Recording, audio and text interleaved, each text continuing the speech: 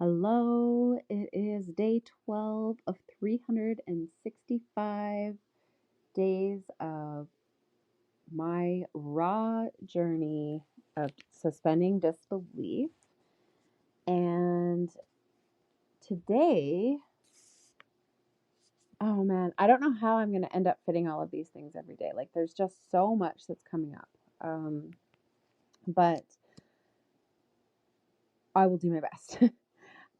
So, the first thing is that I want to talk about is resisting your energy. So, especially as women, we have cycles every month that affect our energy physically, physiologically. It is not something that we can prevent, something that we can change or ignore. Well, we can ignore it, and that's the living in your like masculine mode, right? Where you're just pushing and forcing and go, go, go.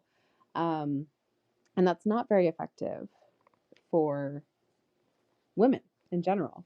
It's just not how we are built. So, right off the bat, um, I realized towards the end of the day, actually, that all day I've been kind of giving myself a little bit of mental grief, a little bit of like the mind chatter telling me like I'm not doing enough, um, or that I should be focusing, or that I should be this, that I should be that. And again, like I always say, anyone who has ever worked with me will know that I always say this: stop shoulding on yourself, right? We are constantly telling us that we should do this or we should do that, telling ourselves this. And it's just, there are no shoulds in reality. Like you can cut all of those away, they are not real.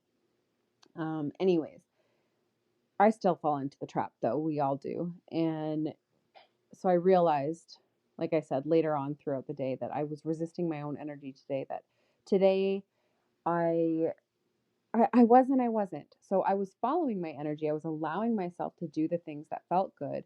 But at the same time, I was beating myself up about it. I wasn't just um, allowing myself to enjoy it, I guess, right? Like I was very much in just like a quieter energy where I wanted to listen. I wanted to catch up on some learning stuff that I've been meaning to catch up on. Um, and I had a little bit less of the outward energy. And for multiple reasons. One is like my two younger kids like to sleep in my bed on Friday nights. It's like their special treat because otherwise they would be in my bed every night. And while part of me loves that and I love cuddling with my babies to sleep, I also love having my space and having my quiet before bed and in the morning. So, anyway, they slept in my bed last night and we went to bed late. We watched a movie as a family kind of thing, and I slept in, and it was just kind of like the cycle that I put myself into um, by staying up late and then sleeping in, right? So I was just kind of in this mode, but also at the point in my cycle that I'm at this month, and so on. Anyway, I was allowing the energy, but mentally resisting the energy. So it's just so contrary, right? We can really work against ourselves in this way. Um, so I wanted to bring that up because if you are telling yourself that you are allowing yourself to follow your energy, you're telling yourself that you are allowing yourself, like giving yourself grace, but then mentally you're going, you're not good enough, you're not, doing all the things you should, or, things like that. And a lot of the time we don't realize that we're doing it mentally. Um, and where I really noticed it was when I started getting tired. So again, towards the end of the day, I was like, oh man, looking back at my day thinking I didn't really do all the things that I wanted to do. And I still have some time left. So maybe I should, XYZ. write some posts, whatever, all the, all the things that come to mind. And that was when I realized that I was like, why would I start on that right now? Anyway, I'll stop harping on that because I could go on about it for a long time. But if you are resisting your own energy, um, you will not be as effective with your time. Number one. Number two, if you're beating up on yourself mentally for allowing yourself the grace of following your energy, you might as well not follow your energy. It defeats the purpose. So be aware of that. All right. So the next thing that I wanted to share about, and I thought about leaving it out, and then I was like, no, I'm not editing. I'm not leaving things out, right? Especially not something that is so pertinent. Okay, I am tired. But that I guess could be perceived as shameful or embarrassing or whatever. I'm not really embarrassed of it, but I guess I am aware of how it could be perceived. Anyway, so today I did the Myers-Briggs and Enneagram tests. Okay, and if you don't know what those are, you can look it up online. They're like personality tests. I was just curious, like whatever. And I don't actually know what my results were because I don't have the $2 in my account to buy the report for a week long trial thing. And like, I didn't need it so badly that I should spend anything on it, but I also didn't even have the $2, right? And don't feel too bad for me. The bills are all paid. The food is in the fridge, like I'm not out of food. More money is arriving on Monday. Like it's situational. It's fine. But legitimately, I did not have $2. I think I have like 60 some cents in my bank account. And also today, I wrote about my big dreams and the winter home I'm going to have on my private island to host getaways and to escape to be alone sometimes because my success is inevitable. In the same day as I didn't have $2 to buy the results for these tests. So I wanted to point this out because this is suspending disbelief, right? This is like, it doesn't matter that there's not even $2 in my bank account. I am going to have this winter home on a private island, my own private island, to host getaways. Like it was so extreme that it really stood out to me. And it's that level that I've brought myself to of suspending disbelief where it legitimately does not matter what is in my 3D life right now. That's not where I'm headed. And it just was such good contrast. I thought I would share that as well. Another one that came up was I went to rewrite my script, which I have mentioned the last couple of days. And I got a whole lot of I don't wanna energy. Okay. And part of that was my energy today of like, this is just, I wasn't in this like creative brain mode where I wanted to be adding in little finite details and feeling energy and all of that kind of stuff. I just didn't want to. And with this particular one, it wasn't just about my energy, I think. So I decided I would ask Jess, my gorgeous human design resident expert in our unofficial mastermind, whether I am a specific or non-specific manifester. And I think I did the scripting in a way that doesn't work for my human design, my energy type. Um, so, Jess, since I will likely forget to actually ask you, what kind am I? When you listen to this, let me know. Because I think that and I think this is such like a powerful thing that I wish more people knew, and I know Jess wishes more people knew, but if you try to manifest in a way that doesn't fit with your human design, it's a bigger struggle for you. So manifesting, scripting, like same thing. So I'm going to leave my script as it is for now. Um, Originally, I had read Kelly's beautiful emotion filled scripting, and I was thinking, like, wow, mine sucked. Not meaning to compare, but I liked how she did it, right? I will link the blog post where she shares hers so you can get an example of different types of scripting. So hers is very, very different than mine was that I read out to you guys in like, I don't know, episode 2 or 3, day 2 or 3 of this podcast. Um, but when I went and tried to shift mine, I realized one, I was changing it because of comparison, which is just not my MO. It's not my vibe at all. I don't change for other people. And like it just has never been who I am. And so that was, I don't know really why I was changing it based on that. I didn't like think it through. And so when I went to do it, I was like, oh, wait, like I don't need to make mine like hers to be right. And hers is perfect for her. Um, and she and I, number two, while we could be twins in some areas, are polar opposites in others, right? So I'm leaving mine as it is, like I said, until further notice, and especially until Jess helps me figure out which kind of manifester I am so that I can do it in a way that is aligned with my energy and it will be that much more powerful.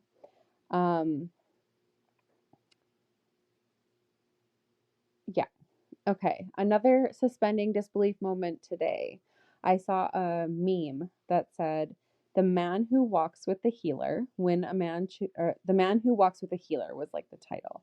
When a man chooses a woman or follows her, or sorry, when a man chooses a woman who follows her calling, his only chance to maintain the connection is in following her, and above all, creating space for her to follow her own path." And now I don't subscribe to like the idea that men are more important than women or women are more important than men. Um, but what this quote means to me is not that like the man is following along like a little puppy at her heels. It's the allowing and supporting her through following her calling. And her calling is important. Our callings as healers, as women who are making a difference in the world, is so important.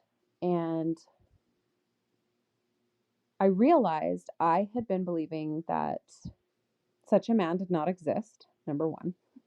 Like, almost like a feeling like I'd be alone forever, subconsciously. Like, I never had that thought, oh, I'm going to be alone forever. Um, but because I am following my calling, right? And nothing can stop me from following my calling. And I have only in the past known or been with men who couldn't tolerate that. So I didn't really believe that he existed. So, and I became aware of that as I read this meme. So I am now choosing to suspend disbelief about that too. And the longer this experiment continues, the more I realize how much disbelief I was living under before. And I know I'm not the only one. So many things have been coming up to be brought to light, right? Of like, well, you don't believe in this, you don't believe that, you don't trust in this, you don't, and every time that one is coming up, um, we are suspending disbelief again. It is, everything in life is so interconnected. It can't just be like, oh, I'm going to suspend disbelief about finances and I'm going to make this much money 1 year from today. Like, that was not my script. That was not my whole script. That there was so much more to it, and everything plays into each other. So when you are suspending disbelief, for a year, that needs to trickle out into every area of your life. Um, it needs to be that you suspend disbelief that your children can behave wonderfully, or you suspend disbelief that you just can't lose weight, or like whatever things come up. um Everything is possible, right? Our success is inevitable. We're always in the right place.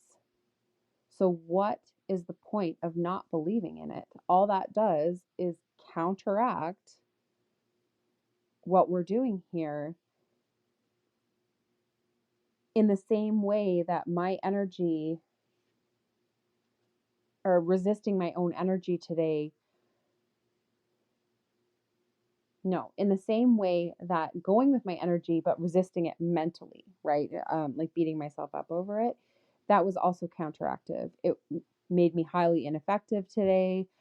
um, I was less on point than I could have been, etc. So with all of the things that arise, whether that is the possibility of a perfect mate, perfect partner in life, whether it's how much weight I can manage to lose, or what kind of shape I can get into in my physical body as, this age of woman at this weight and after having this many kids. And like, there's so many things. If I do not choose to suspend disbelief in every area of my life, I might as well not choose to at all. That is what I'm coming to find. So I will continue choosing to suspend disbelief every time something new comes up and I become aware of it, for the entire 365 days of this experiment challenge thing. Um, so if you are having other things come to light, if you decided, I'm going all in, I'm going to do this suspending disbelief challenge, and I'm going to script my life a year from now, and I'm going to trust that my success is inevitable, and all of these things, you can't just say these things, right? You have to energetically get on board if you want to succeed. And to do that, number one, be in the energy of it, right? Come listen to this podcast every day. Go read Kelly's blogs. Go listen to Jess's telegrams, like, and if you don't have time to do all three of those, like, I mean, follow the medium that you love, that feels good to you. Um, I'm just saying, as examples, you can follow these things. And if you can do all three, great, because the more you're in the room, the more that you are surrounding yourself with that same energy of what you want, the more likely you are to succeed. But also apply it across the board in your life. You need to stick to that same sort of set of values in every area of your life, because they are all interconnected. Your weight and your mental health are interconnected. Your job or your business and your relationship with your partner or non-existent partner are interconnected. Everything is interconnected. So we must suspend disbelief in every area of our lives in order to fully suspend disbelief in one area. And this is the understanding that I came to today and I thought was super important. I also wanted to share, I've been getting so many confirming messages from Oracle and tarot readings, either ones that are done for me or ones that I've done myself, of massive abundance coming, change, creativity unleashed, being unstoppable. Hello, my success is inevitable, right? Um, and I mean, to the point that one reader was literally like giddy, like giggling, just feeling the energy of the reading. Okay. This has been the energy that's coming in for me. And it's just so confirming of my success is inevitable. It's like, wow, holy, the energy coming in for you is insane. It's intense. It's wild. It's all of these things, right? And in my head, I'm just like, yep, Yep, yeah, it is because my success is inevitable and I am always in the right place at the right time. Um, and very last, for those of you who are into cards, today I pulled myself the Tower card in reverse. Basically, a message of the drama is over. All the leaning towers have fallen. Okay. My reaction to this, thank fuck, which Kelly thought was the best response to the Tower card ever. Um, but here's the thing, I have received the Tower in readings, which stands for like massive change, massive transformation, like everything kind of falling apart so that it can get put back together, right? Um, I have received the Tower in readings ranging between daily and weekly, and sometimes even more than once in the same reading with different decks for 2 years. You guys, every day to like maybe at the farthest apart every week for 2 years, I have been given the Tower card. Like your life's going to fall apart, it's going to be a mess, and things are going to suck, right? It's the card that most people are afraid of. And honestly, my reaction to the Tower, and guys, I am not most people, right? I'm very, very different from most people, but my reaction to the Tower upright has been good. Get rid of more shit. Yes, please. And not even very sarcastically, right? Which is already a huge difference from how most people react. But can I describe what a breath of fresh air the Tower in reverse felt like? No, I cannot. It's finally over. Like, I could fall to my knees and cry for joy. And yes, in response to the Tower card, right? Because like, I'm literally gonna like put it up on my mirror, the Tower card in reverse. Holy shit. Like, that has not happened. I have had it upright every single time for so long. Um, and whether or not you believe in oracle cards, tarot cards, whatever, I believe in them as a divination tool. So, a way for our guides to get messages through to us. I don't think the cards themselves have power, right? Um, for clarity. Anyway, I do believe that this challenge, this experiment, has finally helped me to step out of all the towers falling all the time to like bring these cycles to completion. And it feels damn good. I'm free. Like, I am free. That is what it felt like when I pulled that card, was like, finally. And my success is inevitable. And so is yours. So I will talk to you tomorrow.